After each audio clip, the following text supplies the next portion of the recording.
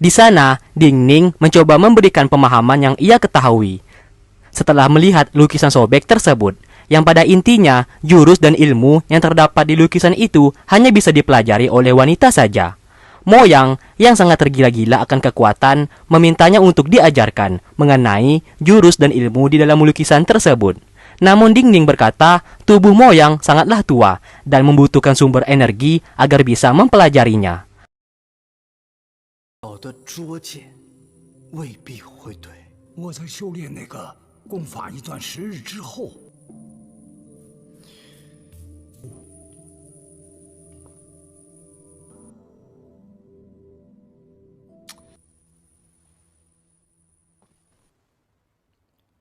如果你愿意，真的可以这样吗？我知道。 Mo Yang berkata ia akan memberikan jurus ilmu kabut hitam milik leluhurnya, asalkan Ding Ning mau membantunya. Tentu saja Ding Ning menerima dengan senang hati.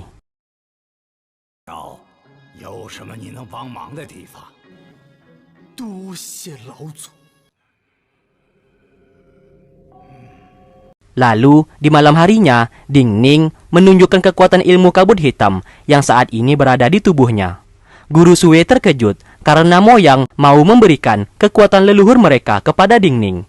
Ia pun curiga kalau Mo Yang pasti sedang merencanakan sesuatu hal. Lukman lalu bercerita mengenai masa lalu Mo Yang. Kalau di saat dulu ia merupakan orang yang sangat kejam, yang tega membunuh ibu dan seorang anak hanya untuk mendapatkan kekuatan. Dan setelah itu, orang-orang hanya tahu Mo Yang saat ini sudah mati. Maka dari itu ia sangat terkejut saat melihat Mo Yang ternyata masih hidup.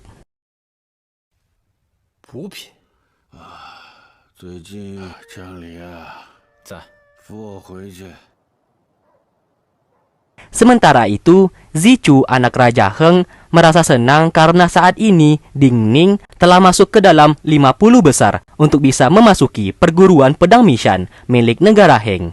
Ia pun semakin penasaran seperti apa Ding Ning tersebut. Ia pun hendak menemuinya, namun ditentang keras oleh pelayan yang menjaganya, karena ia mendapatkan amanah untuk menjaga Zichu agar tidak kemana-mana dan terus belajar bela diri di rumah saja. Hal tersebut membuat Zichu sangat marah karena ia membutuhkan kebebasan, karena di luar sana banyak hal yang bisa ia pelajari daripada membaca buku. Tingkah dari Zichu diceritakan langsung oleh pelayan tersebut kepada Permaisuri Bunga. Permaisuri Bunga mengatakan, biarkan saja Zichu melakukan apa yang ia inginkan, karena Zichu ternyata bukanlah anaknya, melainkan anak dari istri pertama Raja Heng.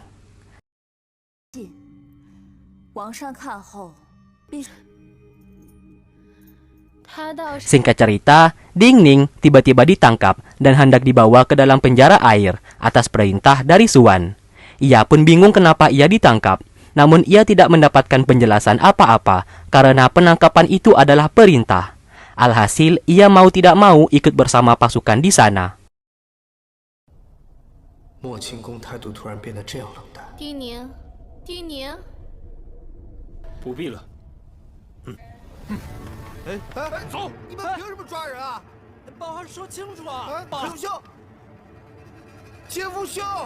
Mawar yang melihat Ding Ning telah ditangkap menjadi sangat merasa khawatir.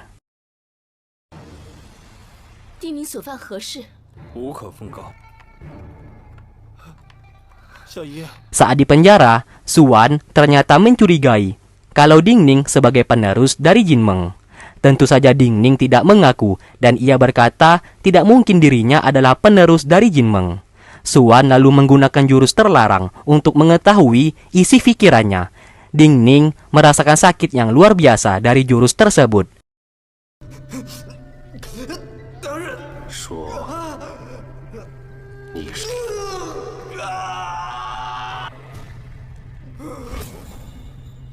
Namun hebatnya di sini, Ding Ning dapat mengelabuhi isi pikirannya sendiri, supaya Suan yang membaca isi pikirannya tidak mengetahui kalau Ding Ning memang penerus dari Jin Meng. Setelah melihat isi pikiran Ding Ning, Suan akhirnya melepaskannya, karena memang benar Ding Ning bukanlah penerus dari orang yang ia cari. Pengawas Ye lalu datang ke sana dan menanyakan bagaimana hasilnya. Suan berkata kalau Dingning bukanlah penerusnya, karena setelah seseorang terkena jurus pembaca pikirannya, tidak ada satupun orang yang bisa berbohong di hadapannya.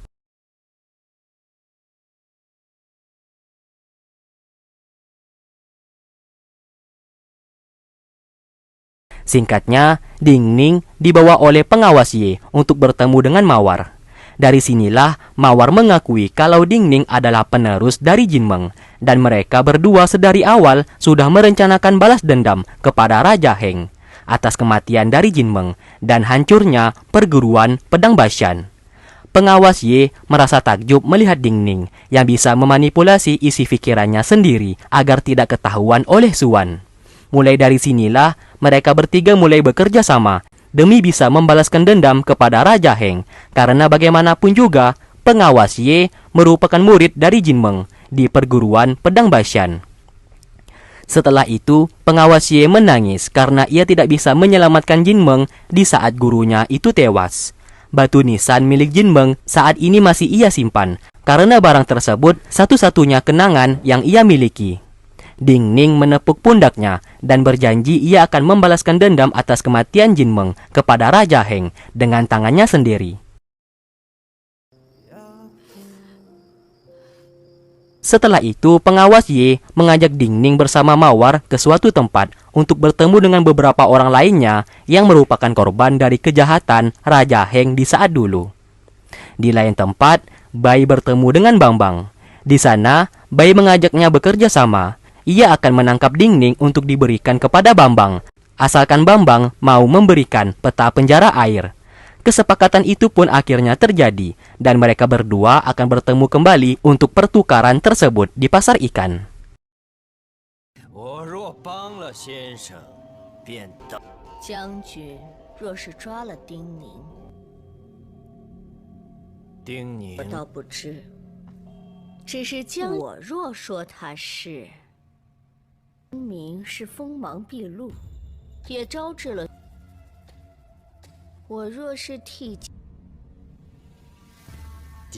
Singkat cerita, esok pagi pun tiba. Dingning mencari Mawar yang tiba-tiba hilang dari rumah.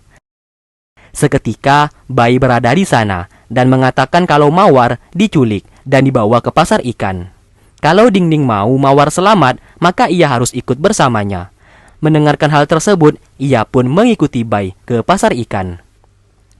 Sesampainya mereka di sana, Bai tiba-tiba menyandra Dingning dan membawanya untuk bertemu dengan Bambang.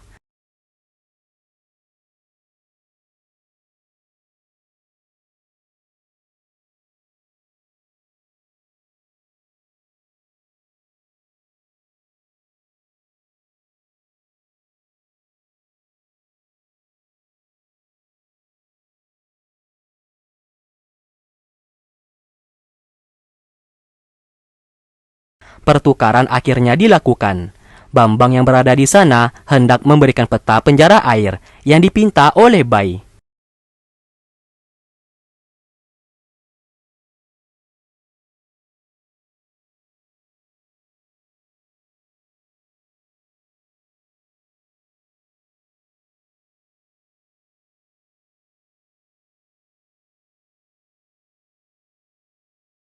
Di saat peta itu hendak diberikan, tiba-tiba wanita dari negara Li datang ke sana dan mengambil peta tersebut.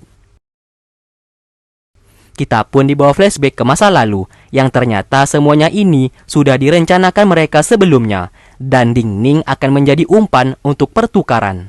Pengawas Ye memberikan informasi mengenai Guru Liu, orang yang berada di penjara air yang harus mereka selamatkan. Namun mereka membutuhkan peta penjara air.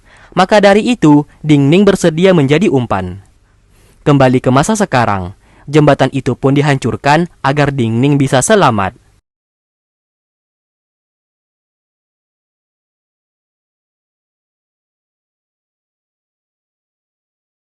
Bai bersama wanita negara Li langsung pergi dari sana.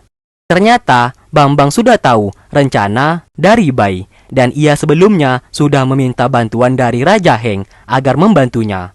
Raja Heng berkata kalau permaisuri bunga akan ia turunkan untuk membantunya di pasar ikan. Lalu, pasukan dari negara Heng datang ke pasar ikan.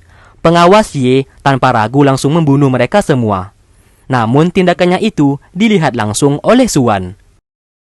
Karena pasukan banyak yang datang, Suan menyelamatkannya dan menyuruhnya pergi dari sana, karena ia tahu semuanya ini sudah direncanakan oleh pengawas Ye. Mereka berdua yang hendak pergi dari pasar ikan seketika dihampiri oleh permaisuri bunga yang sudah mencegat jalan mereka. 连瓮中捉鳖，可曾论狡诈，白某胆敢造次。你们猎替你师尊烧香的人都没了，技不如人，反倒被说成是有意宽。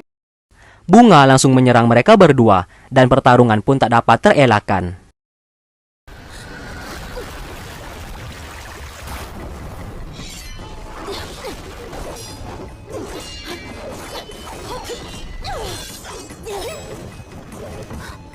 Terlihat, Bai bersama wanita dari negara Li sangat kewalahan melawan permaisuri, karena permaisuri bunga sangatlah kuat.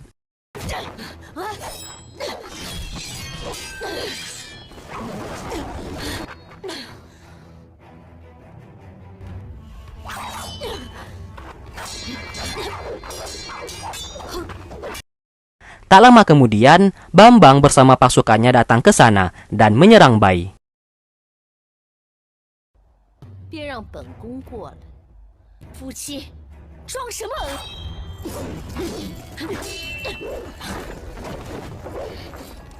拿下！ Terlihat, ia pun berhasil mengalahkan semua pasukan seorang diri.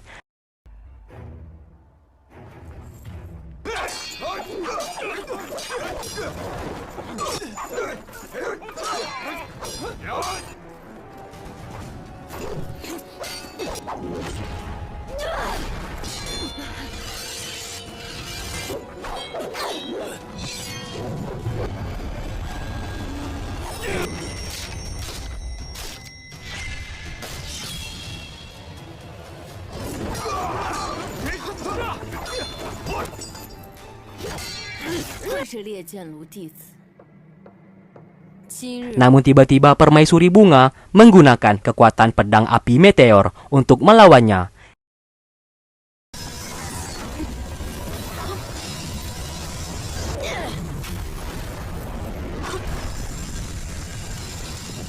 Di dalam pertarungan tersebut, bunga berhasil membuatnya terluka.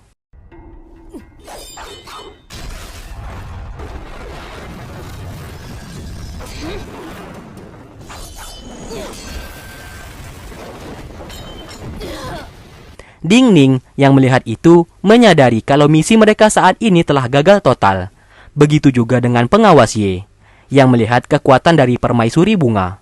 Suan menyuruhnya untuk pergi karena apabila pengawas Ye berlama-lama di pasar ikan, takutnya rencana yang dilakukan oleh pengawas Ye saat ini bisa terbongkar. Bai datang ke sana dan menyelamatkan wanita dari negara Li agar bisa pergi dari sana.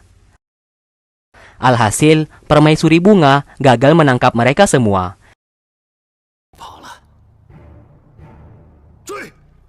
Sedangkan saat ini, Sang membawa mereka berdua untuk kabur melewati ruangan rahasia agar bisa selamat.